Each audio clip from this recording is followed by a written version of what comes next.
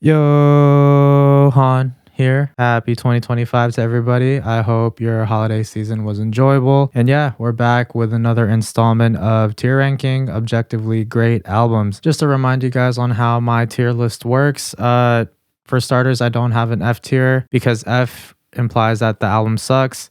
None of these albums suck. So at the bottom, we got D tier, which are albums that I believe to be overrated. C tier are albums that I haven't listened to yet. B tier is albums that I find to be okay. A tier are albums that are objectively great, whether I like them or not. And S tier are albums that I believe to be amazing and I just think they're some of my favorite albums that I've listened to. Two things before we start this tier ranking list. The first thing being is that I won't spend too much time on each record just because we got 25 to get through. And the second thing being is that I did not listen to any of these records prior to making this video. So these are my raw, instinctive reactions to each of these records. So yeah, without further ado, my first video of 2025, here is me doing another installment of tier ranking great albums. All right, starting us off strong, we got Alice in Chains' album Dirt. I personally like their first record more, but regardless of what I think, Dirt is one of the greatest 90s grunge albums of all time. It's up there with Nevermind and 10. So yeah, this could be going in the A tier because it's just great. Up next, we got Blink-182's Enema of the State. Yeah, this thing is S tier. It's quite simple.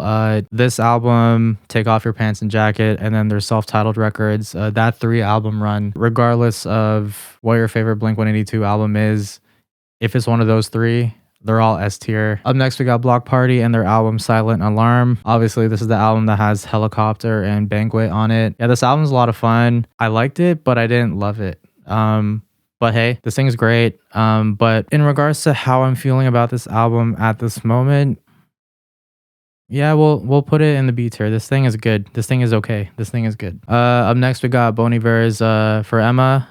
This is Bon Iver's first record, the one that he recorded in a cabin. This thing is beautiful, especially listening to it during this time of year, during the winter. It's a heartbreak album. It's a breakup album. It's super intimate. It's just a guy and his guitar. Yeah, this thing is S tier for sure. To me, this is still Justin Vernon's best work. Just because of how simple it is. Up next, we got Sempiternal by Bring Me the Horizon. This is going to be a divisive one just because for me personally, when I think of Bring Me, or when Bring Me comes to mind, I think of Sempiternal. This album was definitely the 808s and Heartbreaks, if you know what I mean, for Bring Me in their discography just because it divided so many people. It was less deathcore and more like melodic synthy metalcore anthemic stuff, which I like from them the best. Like I said, listening to this today, I still love it. It still goes hard. Yeah, Sempiternal, S tier. Alrighty, up next we got London Calling by The Clash. Yeah, this is without a doubt one of the greatest albums of all time. In my opinion, one of the greatest album arts of all time. Like just look how legendary that is. This thing's objectively great, regardless of what I think. So this is going to be going in the A tier. Following that, we got Coldplay's second record of A Rush of Blood to the Head. I personally think that this is Coldplay's best record. I mean, kind of like the same thing I said about Blink-182. Like Coldplay's first 3 records, if you were to tell me that either one of those 3 were your favorite Coldplay record, those are probably the right answers. Yeah, right beside The Clash, A Rush of Blood to the Head is objectively great. And following that, we got another great from the UK. We got David Bowie's Ziggy Stardust. See, with this one, to me, this is definitively like one of the greatest records of all time. Top 5 for me personally. Simply S tier. I could put this in the A tier, but to me, I think this record just belongs in the S tier. Like, I love it. I listen to it constantly, and it just so happens that a lot of people also think that this is one of the greatest records of all time. So yeah, David Bowie, Ziggy Stardust, S tier. After David Bowie, we got Jay Dilla and his project Donuts. See, the thing with Jay Dilla is that draft class of hip-hop producers, by that I mean like the Neptunes, Kanye, and Timberland, I'm more familiar with those guys' works more than I am with Dilla's. You know, it wouldn't be fair to the list if I pretended like I knew what I was talking about regarding Jay Dilla. So with that, I'm going to put him in the C tier just because I haven't really listened to this album in full, but I will. Speaking of the Neptunes, right after that, we got Justin Timberlake's album Justified, which the Neptunes, of course, produced. Yeah, this thing is S tier. There's so many hits on this thing. This thing is fun. I think it aged well, both in Justin's performance and just the production brought on by Neptunes, like Senorita, like I Love You, Cry Me River. What else could you want from this thing? This thing slaps. Okay, with this one, I sincerely feel that only snobs listen to this one. I could be wrong. Let me know. But yeah, there's no doubt in my mind that this thing is overrated for sure. Yeah, after that, after King Crimson, we got Linkin Park and their seminal album Hybrid Theory. Maybe another hot take, but I think Meteor is a better album than Hybrid Theory. That's just me. We'll put Linkin Park in the B tier. This is a good album. Yeah. Same thing with our next pick. We got the Black Album by Metallica. Not to be that guy, but I'm definitely Ride the Lightning, Master of Puppets, Metallica guy. Yeah, the Black Album's, it's okay. Yeah, we'll put the Black Album right next to Hybrid Theory. Yeah, I'm good with that pick. And after Metallica, we got jazz legend Miles Davis. Yeah, this is essential listening for anyone who wants to get into jazz. This thing is objectively good. Do I listen to it a lot? No.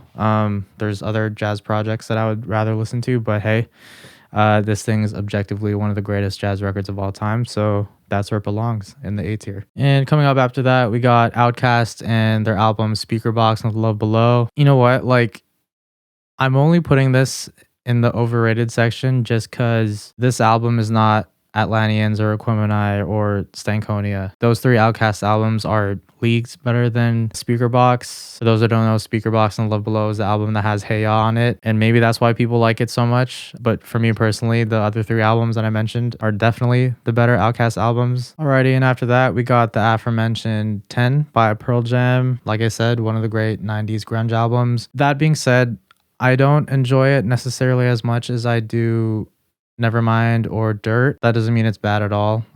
This is definitely like a road trip type of album for sure. This album's good. I'm comfortable with putting it in the B tier. And up next we got Dummy by Portishead. This thing's an easy S tier for sure. It's just great. I can't really articulate as to why this is great. Just listen to it for yourself. This thing's amazing. And then following Portishead, we got Prince, his magnum opus Purple Rain. To me, this is one of, if not the greatest albums of all time. Top 3 for me for sure. It's S tier. I genuinely think that this is one of the best bodies of music that was ever composed by an artist. There's so much on the internet that I think you could look up as to why this album is great, or simply just listen to the damn thing. Like, this thing's amazing. S tier. And then right after Prince, we got the Chili Peppers and their album Californication. I think it's arguable that Californication is the Chili Peppers' best work. Obviously, Blood Sugar Sex Magic and Mother's Milk is up there as well. That being said, this album is not overrated. Like, this album is great. Obviously, John Frusciante's guitar solo on Californication is one of the best things that the band has ever produced. This thing, I'm going to put it right next to Pearl Jam. This thing is good. And rounding us off at the 20th pick, we got Refused and their album The Shape of Punk to Come. Yeah, S tier.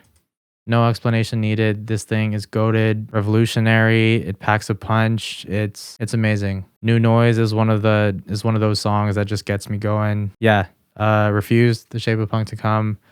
Please listen to this if you haven't heard of it. It's great. Rounding us off at our final 5, we got Stevie Wonder and his album Songs in the Key of Life. If aliens were to come down to our planet and it was a life or death situation where we had to present them with some form of art in order to negotiate for our safety and well-being, Stevie Wonder is the artist that I would send because we love him, everyone loves him, and I feel like aliens would love him too. Yeah, this album's great. I'm putting this in objectively great. Talking Book is my favorite Stevie Wonder album, not this one, but hey, Songs in the Key of Life is, regardless, an amazing body of work. Following Stevie, we got The Strokes, and their first album, Is This It? The Strokes and this album is responsible for the whole garage rock revival thing that happened in the early 2000s. Yeah, Is This It is objectively great. So I'm going to toss that right next to Stevie in the A tier. At our 23rd pick, we got The Smiths and their self-titled record. Yeah, this is a good record. Do I think it's their best? No. I think their best record is The Queen Is Dead. But nevertheless, this thing is great. It's enjoyable. I'll toss this also in the B tier, right beside Californication. Nearing the end, up next we got Tyler the Creator and his magnum opus Igor. Yeah, this is Tyler's best work to date. You know, when Flower Boy came out, I thought, wow, this is possibly the best thing that he could do. And then he came out with Igor, I think. I think Igor was the immediate album after Flower Boy and blew everyone, including myself, away. You know, this thing is so well crafted. It's sharp, it's witty, its production is exquisite. Yeah, and also just in general, this is my favorite era of Tyler. The most entertaining, I think. Igor is objectively great. I have no problem putting it in the A tier. And what is our last pick?